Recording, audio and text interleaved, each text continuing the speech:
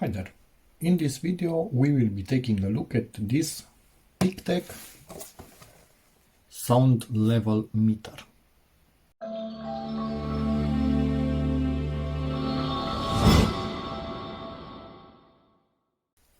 So thank you PeakTech for sending this in. In case anybody is wondering what's up with the speakers in the background, it will make sense in a short while. Now let's get inside the box. There is something interesting about this tool. It's kind of a lineup of tools that have a similar case and basically almost just different attachments. Obviously also the inside differs at the PCB level, but they are really similar one to the other. And as you can see, this has a standard tripod thread on it and works with a 9-volt battery, which is included. Fairly decent weight, so I'm expecting to be a decent cell. Crisis avoided. I actually left the manual out of the box when I took a quick look. We have here the product specifications, as you can see it, and this seems to have undergone a test and it's within specs, as you can see this. So it's perfect. Now let's quickly take a look at the manual in the English part of it. Where are you? So first thing, do we have a picture of it? I don't think we have a picture of it. Oh, actually we do have a picture of it. But then again, it might be in the English part also. So as you can see, 3.5 digit, and this is the height of the letters on the display. So quite big letters, numbers, basically not letters. So it can be easily read. It has two modes, so it measures at each 125 milliseconds or from 1 second to another. Yeah, it shows you maximum and minimum, which is perfect. Oh, so you can set a level and it will give you even an acoustic alarm, not only on the display, which is quite okay. Yeah, rugged and compact. It is compact actually, so that's good. And these are the standards for measurements that this tool is suited for. So from 40 decibels up to this should be two. A small German word in the English part, a small translation error, to 130 decibels. A frequency from 31 Hz to 8.5 kHz. Accuracy plus minus 1.5 decibels. That's quite good. The microphone, as you can see, it's half-inch electret condenser mic. 10 seconds at every power on to self-calibrate. If the battery is low, you get the standard battery signal. And it also has on, actually auto off, not auto on, after 10 minutes. 9-volt battery, this is the model or anything of that sort. Environment in here, size and weight. Here it gives you a quick overview of it.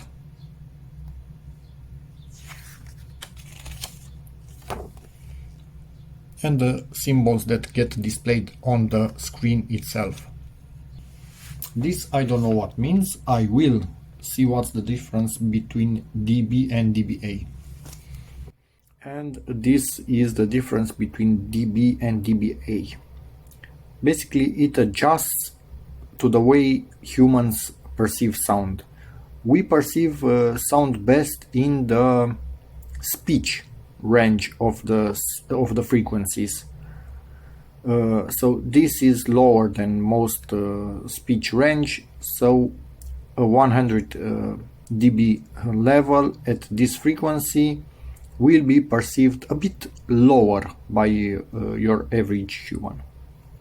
So this will take into considerations the weighting curves to approximate human hearing. Okay, this I like. Maybe you have no idea what I say that, but normally this type of batteries have a sort of connector that you kind of plug in. So it's, you take it out of here with a wire on it, you plug this in, then put it back with the wire. Nope, not the case. Just check the polarity. The big one, hexagonal one, is the negative, so it goes in there. Now this I like. Why didn't I see this until now? And actually, as you can see, it has a bigger gap where the negative is, so you cannot reverse polarity this by mistake. Maybe if you insist a lot, but not easily anyway. Let's give this a quick test and give it 10 seconds to basically calibrate itself. It does not seem that I can switch from dBA to dB, but I will ask the guys from PeakTech to make sure that this is correct. This was picking up the low hum from my central heating pump. This was weighing that a bit lower because that's how the human ear works, which makes sense. I don't think I can set this to dBA again. No, I cannot set this to dBA, but my central heating stopped altogether. Let's see what we get now. Let's try and keep. Actually, wait, this has an upside down mode. Upside down mode.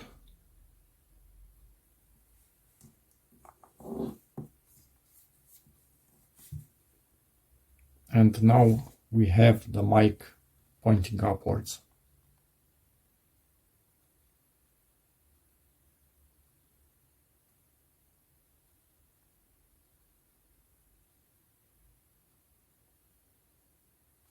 Let's go to slow reading.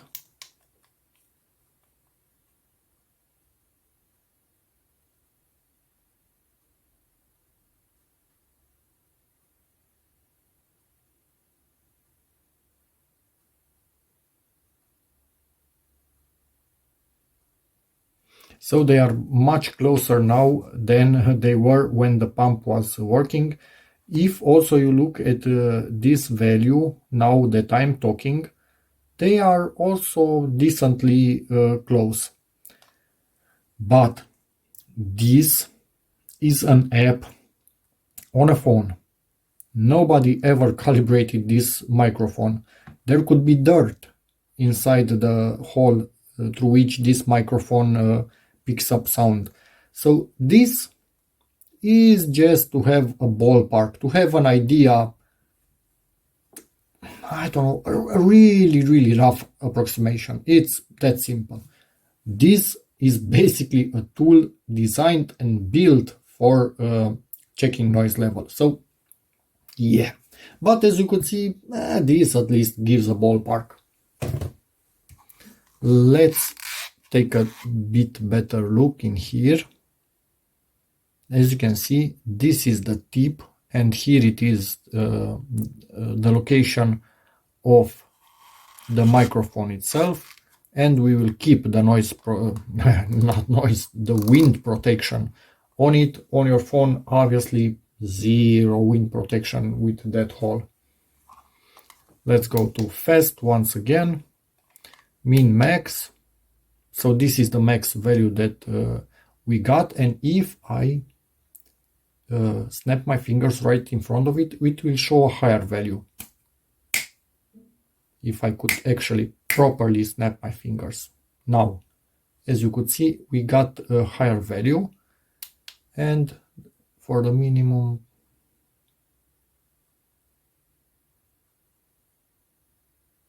that's about it.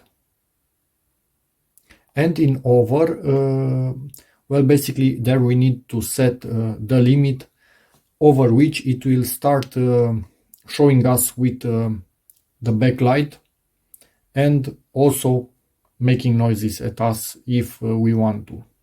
I will also check with the guys from PeakTech if this can be made to keep the backlight on at all times.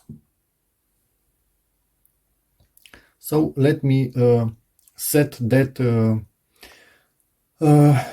value to have an alarm basically when we get over it. Let's see, maybe try to turn the unit on. Press the min-max button twice and then press and hold the min-max button. So 1, 2, and then press and hold. Yeah, so this line I don't think it's correct, the second one.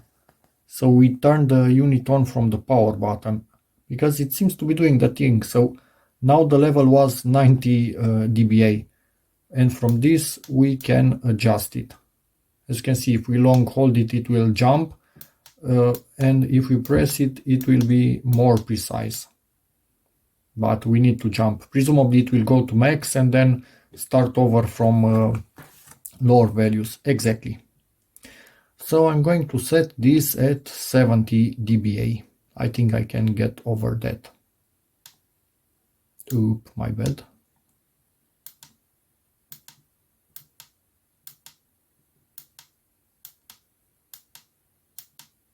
Okay, it's good. Let's see how we set this. Okay. So press min-max to confirm. We are in mode 1, which means we will also have visual but also sound. That's good. Again, press min-max. And now let's get over the value.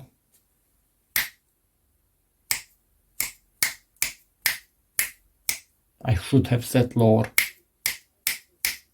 I cannot get over. Had no idea that this was a LED, but it seems to be a red LED. What I think it actually does now, I think it actually records itself beeping with this value. Yep, it does record itself beeping. Let's see without a sound. So how was it? 1, 2, and then long press. And accept the value and go to mode 2. And now clap. It's in alarm. But as you can see, it's not recording itself beeping to read the level. That in some situations, but yeah, wait a second, it sets the alarm even if you momentarily go above the limit, so it doesn't need to be a continuous level above the limit, but somehow if itself it's beeping, then it's creating its own sound, so you do not know the level of the sound at that particular moment until the alarm ends. So I probably would prefer to use it in the non-beeping mode, because we have set it, or didn't we set it? We set it, but it still reads. So yeah, depending on what you need to do. But anyway, the mode is absolutely working. And to get out of it, I think we simply press the min-max button and we are out of that mode. Let's go to slow. Kind of annoys me that it reads that fast. I cannot keep up with the readings.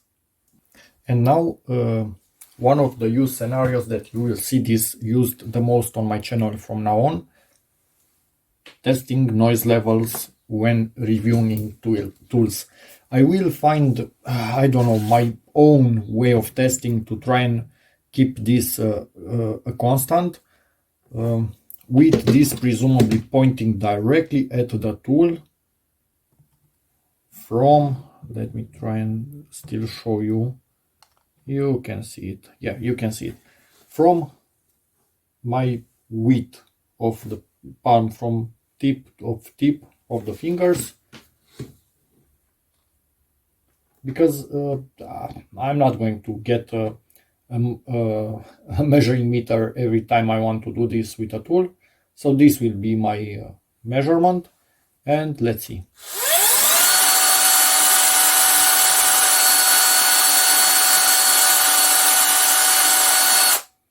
So this in speed 1, it's about 80 decibels, dBA. Let's go into speed 2, which is higher. Again, same distance.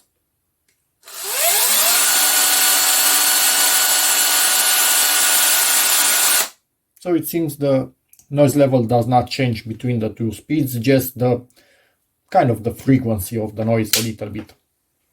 So yeah, and next, the second way this will be used on the channel to check speakers. And I'm not going to do, I don't know how to say that, really exact scientific tests. I just test speakers when I repair them, for example. Between these two speakers, they will be used quite soon. They are old Russian speakers, quite nice. Let me move this a little bit higher. It will bounce a little bit when I take my finger off the tripod. Sorry about that. These are quite old Russian speakers, really sturdy speakers, but I've noticed something. They are obviously secondhand. This membrane, rubber, much softer than this. Maybe time, maybe just the way they were made, because Russians build stuff like Romanians. Not that much detail work. So they had to work. They were working better than Romanian stuff, honestly, in the communist era. But yeah, it's probable that this was softer from the factory, or maybe over time. We cannot know. But what I'm interested, are these two comparable in noise level, or this one will produce more noise because it moves a bit easier? It's a curiosity of mine. So I will set the amp to a certain level, and then I will produce with my phone a certain frequency, and test one speaker, see what value we get, test the second speaker, see what value we get. And it will tell us they produce the same amount of sound or not. Quite simple. Let's do this test. So this is pointing at the speaker. I put my mark where I will keep the speaker. Again, this is the distance that I will keep using from now on.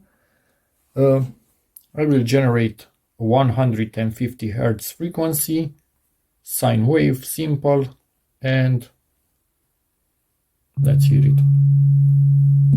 So it's quite stable, 61.8. Let's see the one with the softer membrane.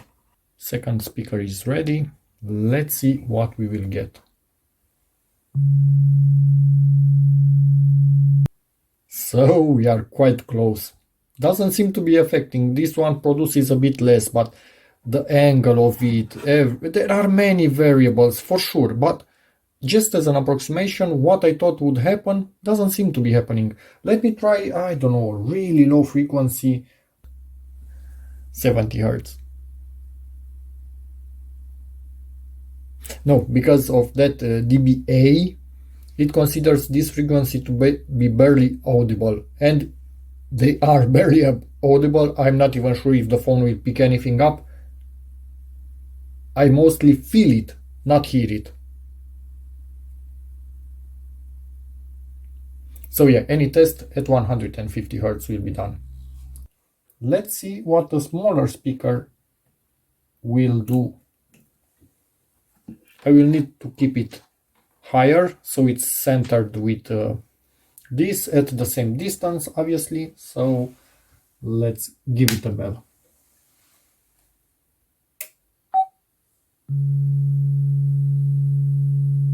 Let's finally test it with a tiny speaker. This little guy, hopefully I can actually connect my wires to it without shorting the amp. That would be really bad. Wires connected, same position. Let's see what we get.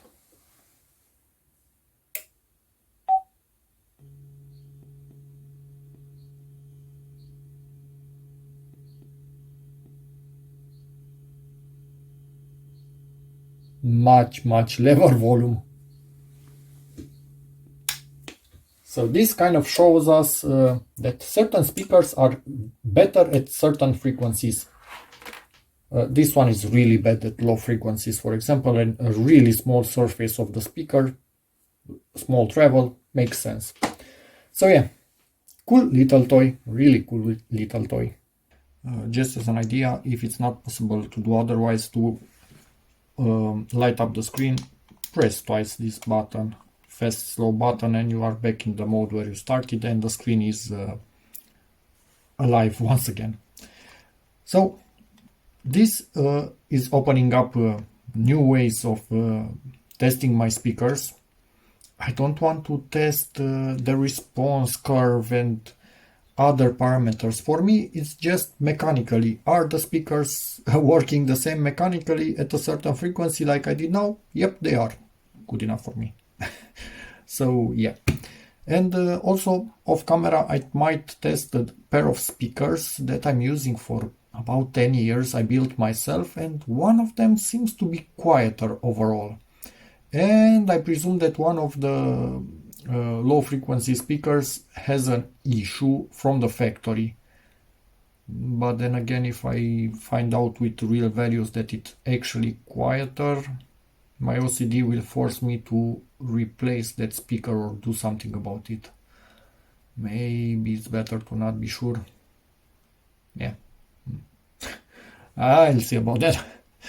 Anyway, thank you again, PeakTech, for sending this 5175 digital sound level meter in. It's going to be fun to use in my future projects. If you have any questions, as always, feel free to ask in the comments, and see you in the next one. Bye.